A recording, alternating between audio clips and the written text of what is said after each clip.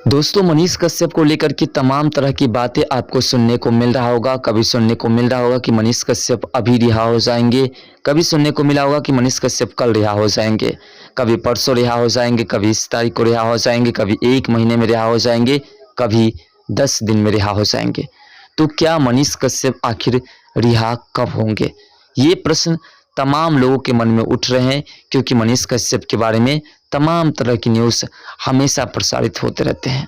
और मनीष कश्यप एक ऐसा नाम है जिसे लोग भूलते ही नहीं है, और उनके नामों की वजह से लोग उस वीडियोस को ज़रूर देखना चाहते हैं, जिस वीडियोस में कहा जाता है कि मनीष कश्यप अब रिहा होने जा रही है। तो दोस्तों, आज के इस वीडियो में इसी तमाम मुद्दा को लेकर के आपके बीच आए हैं कि आखिर मनीष कश्यप कब तक रिहा हो सकते हैं और आखिर मनीष कश्यप रिहा क्यों नहीं हो रहे हैं। देखिए दोस्तों, सबसे पहले आपको बता दें कि मनीष कश्यप के ऊपर 6 मुकदमा तमिलनाडु में दर्ज है, जिसमें मनीष कश्यप को फिलहाल अग्रिम जमानत भी मिल चुकी है। ये भी आप भली भांति जानते हैं। मनीष कश्यप को अग्रिम जमानत क्यों मिली है ये भी आप शायद जानते होंगे, लेकिन थोड़ा सा हम आपको बताने का प्रयास करते हैं। मनीष कश्यप के ऊपर जो 6 मुकदमे दर्ज थे, उस 6 मुकदमे के तहत मदुरई कोर्ट ने मनीष कश्यप के ऊपर जो मुकदमा दर्ज किया था, उसमें आखिर क्यों दर्ज किया गया है इसकी सबूत मांग की, और जब सबूत नहीं दी गई तो मनीष कश्यप को अग्रिम जमानत मिल गई। तो 6 केसेस में मनीष कश्यप को तमिलनाडु से फिलहाल जमानत मिल चुकी है। उसके बाद बिहार में लगभग 7 केसेस दर्ज हुई थी तमिलनाडु और बिहार के मामले को लेकर के, और 2 केसेस थे। एक थे, आपको पता होगा, महात्मा गांधी को लेकर के जो वीडियो बनाए थे उस पर भी एक मामला दर्ज था, और एक था विधायक वाला मामला और दूसरा था बैंक वाला मामला। यानी कुल मिलाकर के देखा जाए, आर्थिक अपराध इकाई के पास भी मनीष कश्यप के ऊपर 3-4 मामले दर्ज थे। कुल मिलाकर के लगभग मनीष कश्यप के ऊपर 15-16 मामला दर्ज थे। तो अब आपको बता दें कि मनीष कश्यप के ऊपर जो वीडियो प्रसारित करने के तर्ज पर मनीष कश्यप के ऊपर बिहार में मामले दर्ज थे, उन तमाम मामलों में मनीष कश्यप को फिलहाल जमानत मिल चुकी है। उसके बाद आपको बता दें कि मनीष कश्यप के ऊपर जो आर्थिक अपराध इकाई के पास जो केसेस दर्ज थी, उसमें भी कुछ केसेस में जमानत मिल चुकी है। अब मनीष कश्यप के ऊपर 2 लगभग मुकदमे ऐसे हैं जिसमें मनीष कश्यप को जमानत अभी तक नहीं मिली है, और ये मामला कुछ भी नहीं है, इसमें किसी वक्त मनीष कश्यप जमानत ले सकते हैं। लेकिन मामला ये है कि मनीष कश्यप को अगर इन दोनों केसेस में जमानत मिल जाती है, मनीष कश्यप इस दोनों केस में जमानत ले लेते हैं, तो फिर मनीष कश्यप को हो सकता है तो तमिलनाडु भेज दिया जाए, क्योंकि मनीष कश्यप के ऊपर एनएसए लगा है, और एनएसए के तहत ही मनीष कश्यप मुख्य रूप से जेल के अंदर है।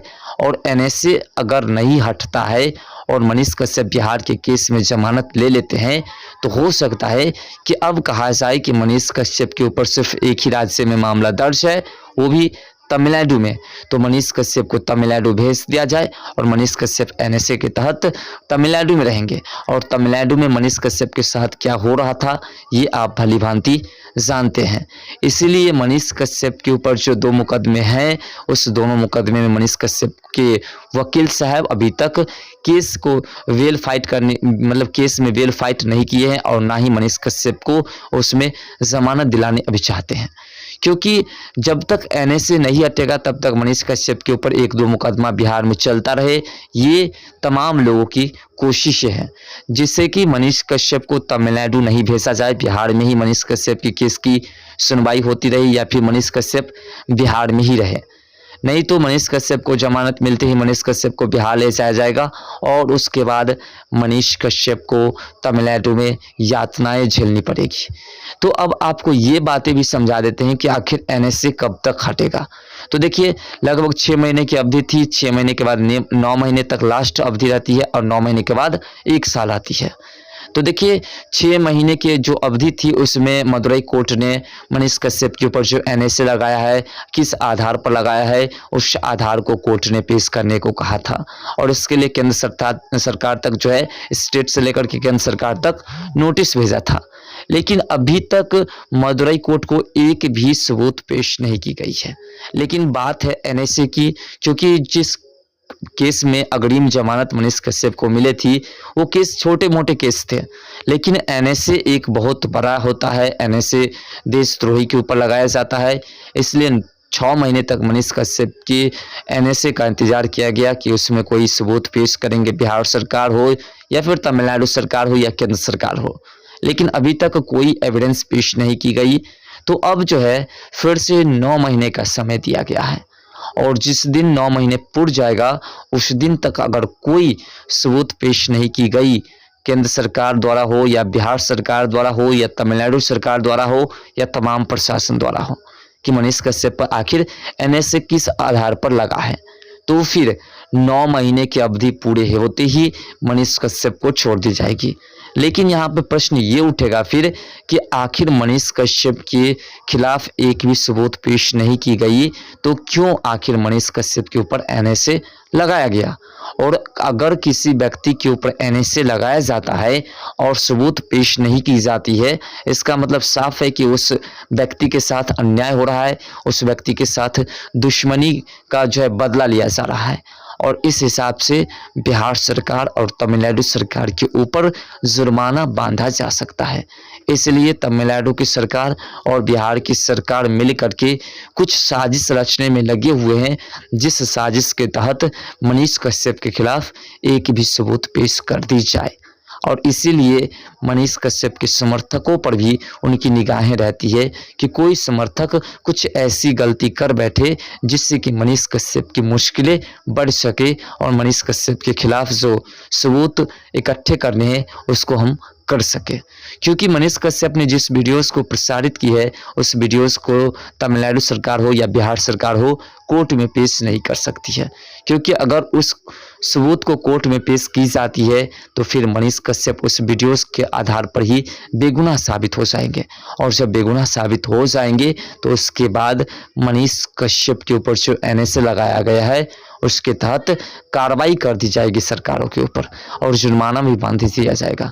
इसलिए 9 महीने का इंतजार किया जा रहा है और 9 महीने तक में कोई फिर नया बहाना ढूंढा जाएगा जिससे कि मनीष कश्यप पूरे 1 साल तक बिना किसी रुकावट के एनएसए की अवधि पूरी कर ले। और उसके बाद जब मनीष कश्यप के ऊपर से एनएसए हटेगा 1 साल के बाद तो सरकार की बचाव हो सकती है, क्योंकि सरकार उस वक्त तक कायम रह पाएंगे अपनी वचन पर और सरकार जिस प्रकार से एनएसए लगाए थे उसके एनएसए की अवधि पूरी हो जाएगी। उसके बाद कोर्ट भी सरकार के ऊपर एक्शन नहीं लेंगे।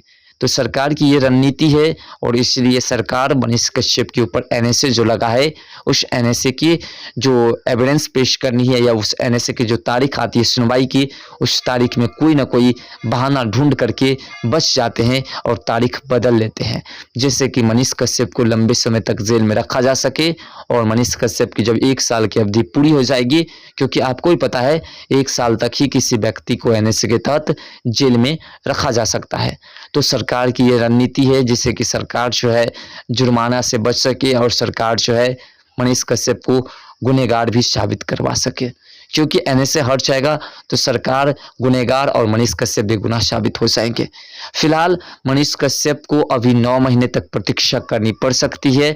इसलिए जो भी कहते हैं कि मनीष कश्यप आज रिहा होंगे, कल रिहा होंगे, अभी रिहा होंगे, मनीष कश्यप रिहा हो गए, ये तमाम बातें झूठी है और इस बातों पर अभी विश्वास नहीं किया जा सकता है।